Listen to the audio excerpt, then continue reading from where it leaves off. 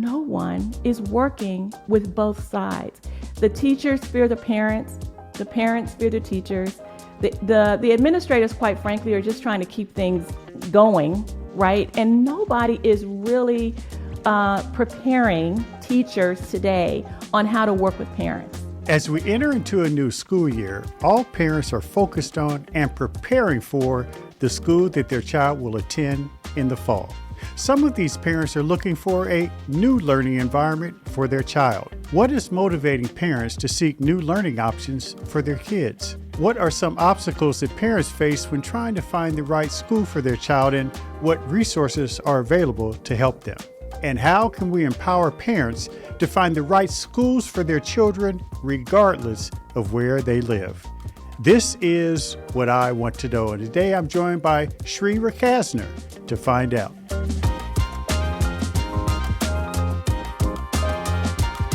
Shree Recasner is the Vice President of Strategic Engagement for the Texas Charter Schools Association, a membership organization working to accelerate student achievement in Texas by strengthening and supporting a diverse set of effective public charter schools. Previously, Shree was the National Advocacy Director for the Black Alliance for Educational Options. Its mission was to actively support parental choice, empower families, and increase quality educational options for Black children. Shree has continually advised national organizations and advocacy groups on organizing strategies and tactics for parent and community engagement. Shree Recasner, I am so excited to have you on the show. Welcome to What I Want to Know. Well, thank you. Thank you for inviting me. It's so good to see you again. Boy, I tell you what, we have some war stories we could talk about.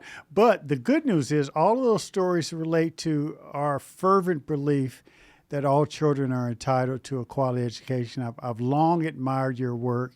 I want to talk about this parent power piece and engagement and how they can be more assured that their kids have access to a quality option. But first, you have an amazing story. I mean, you started out doing corporate work, business work. What drew you to the space of education, and it became such a passion that you never left?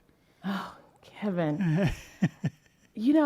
Listen, first of all, I'm a mother, and I was in my dream job, loving life, doing, everything was just great until I got a call one night from my son's teacher, Brandon's teacher. He was in third grade, and she said, and, we had a good relationship. She said, Shree, I need to talk to you. Brandon's having a little trouble in class, and he needs a little help, and I'm going to send some papers home for you and your husband to sign, and have them notarized, and just send them back. And I went, notarized? What do you mean? Okay, but sure. And then I get the papers. It was more like like a stack of papers, like you're buying a house, you're signing over your life. Fortunately for me, for us, my son, whom I thought was going to be the first Black president, by the way, because he was just amazing. He loved speaking, he loved speaking in front of a lot of people. I just knew one day he would do that, and he is doing it now. But when I got the papers, fortunately for me, I had my pastor at the time. Every Sunday, he would talk about, he'd spend a few minutes talking about, don't let them put our Black boys in special education. And, I would listen to him kind of rant for a minute, and I go, well, if parents just attended PTA, I go to PTA, and I don't see a lot of parents at the PTA meetings, and if parents just do what they need to do, then you wouldn't have to worry about children, having trouble in school. Fast forward, here I am. And so after getting these papers, and I kind of started thinking about that conversation and just my thoughts behind it, I didn't sign the papers. I didn't sign them. And when you don't sign all these papers, especially in the school that we were in a really good traditional public school. We got in because of the color of our skin.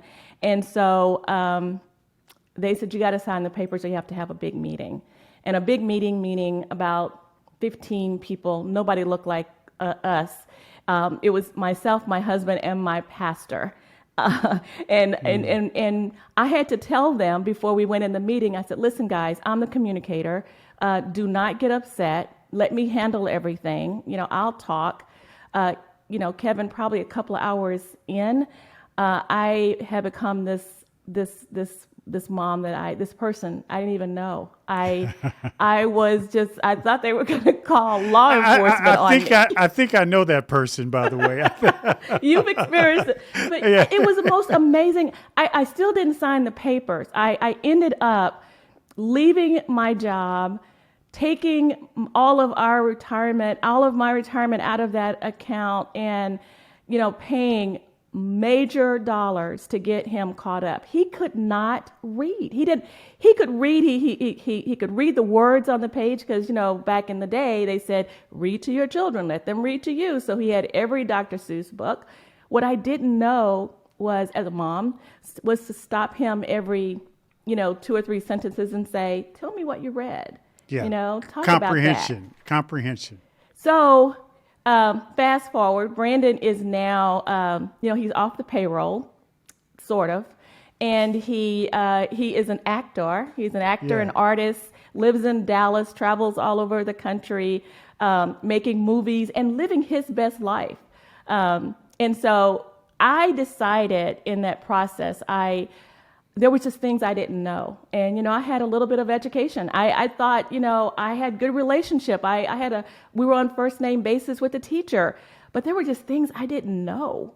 And in talking in that meeting that day with all of those administrators, I realized, it wasn't about my son. I made a decision after the whole process. I found out going through, getting him caught up, him learning how to read, that I needed to share that information with everybody I knew. And so I was like somebody just crazy. I was walking the streets of South Dallas, anybody that would listen to me.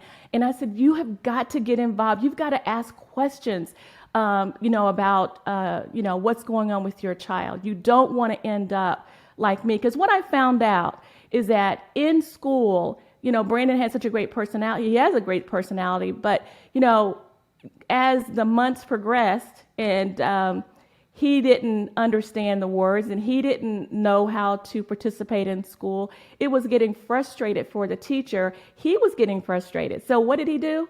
He talked. Right. He talked, he cut up, and a lot of times that's what happens to our children is that, they're missing something. Nobody's really paying attention to that thing. And so they, kind of label them. Once Brandon learned how to read, he was the best student. So how old was he when you got that call? Oh, Brandon, he was 10. 10. And see, the reason why, and I know your story, Shree, but the reason why I wanted you to share that in the very beginning is it really sets the table for the whole discussion on engagement by parents and forming the right relationship with teachers and parents. And you said a couple things that were really, really important. One is you thought you were doing everything right. Going to the PTA meetings, being part of the school community, being on a first name basis with the teacher, you thought you were doing everything right. Other parents feel that way, but lo and behold, in spite of all of that, there may be deficits occurring in the classroom that are being ignored until they are blown out of proportion. And that was part of what you wanted to convey when you were, yes, as you said, walking the streets of South Dallas. I did. I wanted every mom and dad to get involved with their children's education at a different level. I became, I wrote about 25 parent workshops. I called them parent workshops, helping your child excel in school. Because I wanted parents to understand, first of all, that they were partners. I had looked at the teacher as, the only expert. I was just the parent. Well, I am an expert too. I'm an expert on on my children, and the teacher is an expert. And together as partners, my son just blossomed. Yeah. And, part of that partnership that you've always talked about, which I've always appreciated, is grounded in the fundamental belief that everyone has a role and it's a meaningful role. But even today, there's this feeling by some educators that, trust us, we know what we're doing. And parents are relegated to sort of a backdoor status. And on the other hand, there's this feeling by some parents, especially if they had a bad experience, that not everyone cares in the system. And one of the things I enjoyed when I worked with you at Bayo, and I want to unpack, how you got to the Black Alliance for Educational Options under the leadership of Howard Fuller. But one of the things I liked is when you put that blueprint together on that partnership, it really celebrated the fact that everyone had a role and there were no villains. This is really interesting that you say that. And my stance, although now I work with parents, teachers, and students from charter schools, one of the things that I know without a doubt is partnership and relationship matters. My daughter is a teacher at a small charter school in Memphis, and my son-in-law is a teacher. He's a counselor now at that same charter school. And one of the things my daughter, when she started into teaching, one of the reasons she wanted to go into teaching was she said, I feel like if I can get them in the classroom and make a difference, then you won't have to work so hard. And I really appreciated her saying that because I knew she'd be one of the teachers that would make a difference, and she has. But one of the things that she talks about all the time is, Mom, you've got to come here and work with the parents. You've got to come here and work with the parents. No one is working with both sides.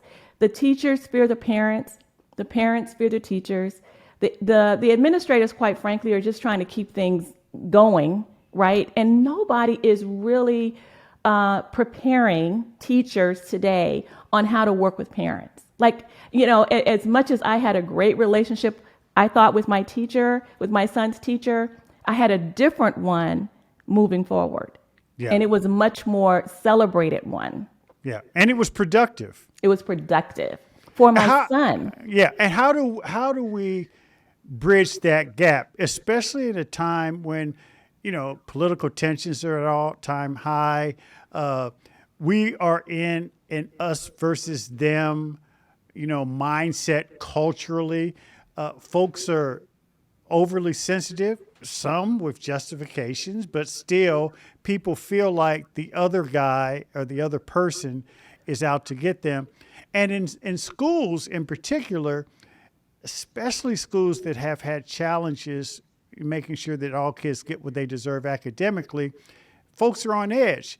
But the work that you did, and talk about starting at Bayo and putting together the blueprint for what I think was the best parent engagement relationship with teachers piece in the country. Talk about that and then lead us to where you are now. Wow, I appreciate. Thank you for saying that. Well, first of all, there are just three things when you're talking to parents, and helping parents understand why. Like, why are you in this school? Why are you sending your child here? Why do you want a different option? Helping parents connect to their why.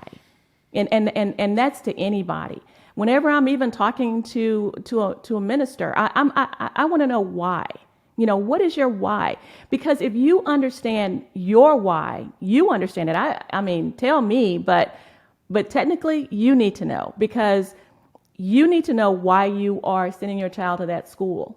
Because that is what's going to keep you sending that child to that school. It's going to keep you embracing that school. It's going to keep you asking the right questions of that school. So helping parents understand their why. When I was at Bayo, that was one of the main focuses. The second thing was telling everybody, sharing all the information up front. Gone are the days that we treat people like they can't handle the truth. And it's okay. Yeah. I mean, I was and still is, I believe that if you share all the information, like treat parents like, I don't know, like they're adults, like they're professionals, like it's their children. And the third thing is answer all their questions. So you give them all this information and I don't understand this. Okay, let's talk about it. What part of it you don't understand? And let's respond even to the questions that you don't like. You don't want people asking of this particular question. We get money from this organization. Answer the question and be honest about it, because this work is about relationships. And, people say all the time, you organize parents. I don't organize anyone. If anybody knock on my door saying I'm here to organize you, I'm closing the door. I do not. Now, all my friends that are organizers, great. I believe in building relationships. And that's what organizing is. It's about building a relationship. And so if people know their story, people are connected by with the information that you're sharing, and it won't work for everybody, but the people that it works for, guess what? They're going to be your biggest advocates. I still hear from people all over the country that I've worked with. And it's not, they know I don't live in Alabama or Kentucky or Louisiana anymore, but they call me because they know that I'm going to, first of all, share the truth as I know it, and I'm going to direct them. I'm going to direct them to the people that they need to, or the resources that they're, inquiring about. And that's based on relationships. What's interesting is when you talk about those three important things, the why, the information, and the answer the questions, a lot of people don't understand how simple it is. And even the why question, many parents will say, my kid's going to school because I'm zoned in this zip code. And they may not even have realized that they have a voice in the why. And have you found that to be the case? Absolutely. Absolutely. One of the things I break down, even to parents in traditional public schools, I mean, it is your child has a number as a dollar amount, and you should have an option to take that dollar amount and use it where, with the school that best serves your child. And so, yes, that has always been. We've never told the truth about that. We've never shared that information. Why is it so hard for both sides to come together around those 3 points? When you're talking about parents, people that, at the top, school systems, just people, period, don't see them in the same vein. You're supposed to care. This is your child. You're supposed to be there on the front. I do care. I'm sending my son or daughter to this school to get an education. It's really difficult work having a conversation, and quite frankly, people feel, I think, especially I've been in this work now for over 30 years. I've been in this work a long time, and people don't see parents at the same level as they see a board member or someone else. So another role. And so I have spent my time in this work helping people that I'm in contact with, that I'm at the table with, see them in a different light. Yeah. And part of the reason why you've had success is you understand that in building relationships, you have to get people there, get them beyond their own perspectives and experiences, and understand the value of extending themselves to the other side. Teachers to parents, parents to teachers, administrators, and like. When you left Bayo, eventually you ended up with the Texas Charter Schools Association.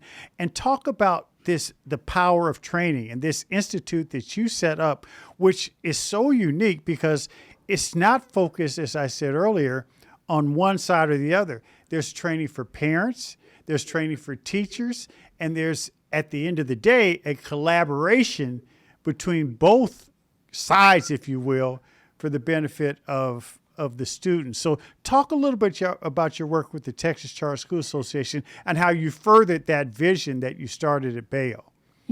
First of all, I have to give credit to just some amazing trainers. When I was in corporate America, Allstate Insurance Company trained me to the hilt. I mean, I've been to every Stephen Covey. I mean, I knew in my heart I was going to be a trainer when I created a training session on how to deal with catastrophes. And I knew, I didn't understand it, but I understand kind of that I could do that I had that instilled in me. I just wanted, there's a lot of language, there's a lot of technical pieces to training. I never wanted that. I wanted it to be easy and simple and where people could really enjoy it and understand it and transfer that information. So when I moved back after Bayo and moved back to Texas, I'm not in the Dallas area, I'm in the Houston area. I, started working with some of the larger charter operators. And in doing that, it's all about training for me. I don't walk in the room saying, hey, this is a training session. It's about, but when people leave, they feel like, man, I got a lot of information, because you can't tell people that work 40 and 60 and 80 hours a day, you're going to come to a training session about charter schools. And so we've really tried to make that fun, but I created here, the Advocacy Leadership Institute. And I have to give credit to our fearless CEO, Starlee Coleman, because she just allowed that to happen as she was transitioning the association from a service organization to advocacy. And the first cohort of I started with teachers, because I always felt like we train parents. We train, we talk to board members and school leaders. The people that we don't spend any time with are teachers. Oh, because they're in the classroom and we don't want them to, we got to keep them focused. Well, but they have vacations. They have, Thanksgiving dinners. They are with their friends in the evening, and they don't know how to respond to, you're stealing our kids. They don't know how to respond to, they don't know how to, and so that was my first thing, was just really helping teachers. First of all, why are you teaching in a charter school and not in the traditional ISD and all that good stuff? Helping them find their why, giving them information, answering their questions. And we have to date, we are graduating tonight, actually. We'll have close to 150 teachers that have gone through this program that are not just, they were in it for a year. They are still engaged. These are folks that are running for office and doing just magnificent things. And then in the advocacy leadership, of course, it's parents. I get emotional talking about them because these guys just show up, and it's different here. I have a very diverse group of parents. Now you say grandmothers, and yeah, we have that. Men, rural parents that are in the suburbs, in the rural cities. I have young people. It's just a lot of diverse folks, and they show up. They have their story. They are talking to other people. They are engaged, and they want more. And so I get excited about that, because I know that, not just for the association, not just for charter schools, but these are folks that if the street light needs changing, or there's a whole, there's something that needs that's outside of education that needs doing, these guys know how to go out and do it. Let me ask you this, Shree, because and this is what I really want to know. I have one last question, but it's an important one. So many parents feel lost, even today, post-pandemic. They may like their kids' school, but, statistics show that many school districts are facing lost kids that have not come back to their school district. They're looking at other options. It could be online. It could be a magnet school. It could be a charter school, a private school, what have you. As we sit here and knowing parents may be watching, what would you say to parents who feel a little bit adrift and they're looking for the right fit for their child, what should they be looking for in trying to choose a school that works for their child? Man, that's such a great question. That is such a great question. It's one of the, first of all, parents know their children better than anyone. I remember my son, who's now 32, but I remember him. I used to go into parent-teacher conferences the first part of the year, and I'd say, Brandon is a talker. He's going to talk. And they say, oh, no, he's so sweet. And that so sweet worked through the first conference and maybe the second conference. By that third conference, it was like, Brandon is a talker. I told you. And so one of the things that I've tried to help parents understand, when you're looking for a school, you should first go by yourself. You should go to visit a school, not with your child, but by yourself. And the reason is because the way they treat you at that front desk, and I'm not talking about the administrator and the principal and the teacher that come, I'm talking about the front desk. The way they teach you from the very beginning is how they're going to teach your child. Because the culture starts at that door. And so you need to know, and that's huge, because life will happen, and you need, when life happens, your child to be in a caring place.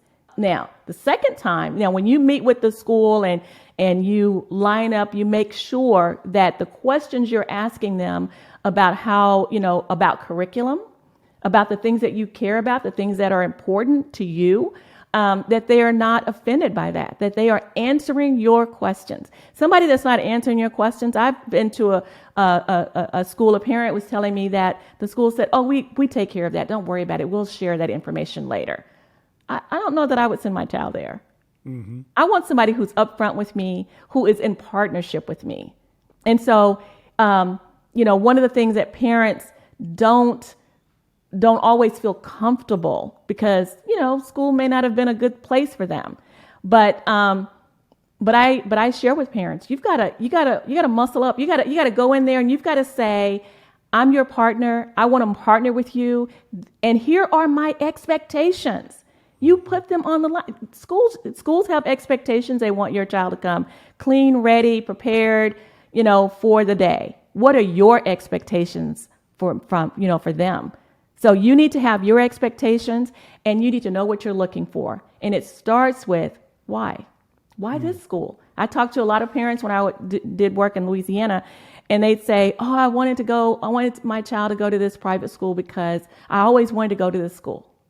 Okay, but you don't know what's happening inside the school. It's not like when they walk in the door, they didn't know how to read before. They're not going to the Lord's not going to touch their head and all of a sudden they know how to read. So you have to know your why, so that when it happens, you know that it's happening. What's next for Shree Recasner in this work?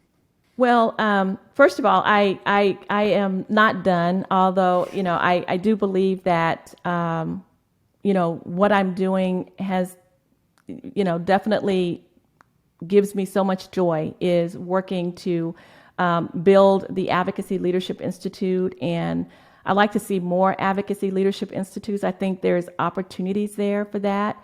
I'm incorporating the alumni, so students of charter schools that have graduated from charter schools.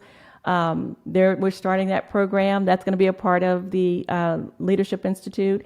And I would like to see, and I don't know how to make this happen, because it's not something working in an advocacy organization that can, that we focus on. It's just so much to do. But I would like to see more partnership, or, training, partnerships with businesses and schools in communities, and start in the rural areas, around parent and teacher partnerships, helping them know how to do that. I realized when my daughter told us that she wanted to be a teacher, and I said, okay, well, when you come home for the summer, you're going into a school. Because, I'm thinking she'll go into a school, she'll see how hard it is, and she'll stop. She was, she couldn't even get out of bed on Saturdays, but She loved it so much. And so I said, okay, if you're going to do this, we're going to, you've got to get in Teach for America. And she did. She got in, and they sent her to Memphis. But no organization is preparing teachers how to work with parents. And listen, Kevin, you have to do it at the same time. You can't just prepare teachers and do like a little film during development day about, where they are. You got to do it with parents too. And you've got to have a time when they come together, and it's not talking about their individual children or it's like building a relationship. It's like a partnership. You got to bring them together. I don't know what that looks like. You ask me that question, but if you say what keeps you up at night, what makes you kind of think about the world in a different way, I think it's that. Because we are training, we're educating our, the next generation. We got to do better. We have got to do better.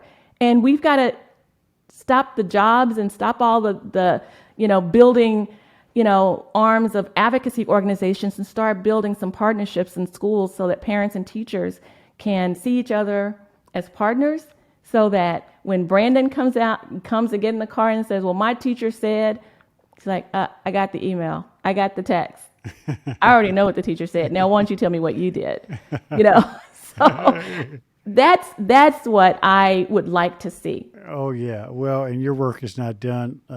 Shree Recasner, really enjoyed catching up with you. And I know our audience will enjoy your words of wisdom. And thank you for joining us on What I Want to Know.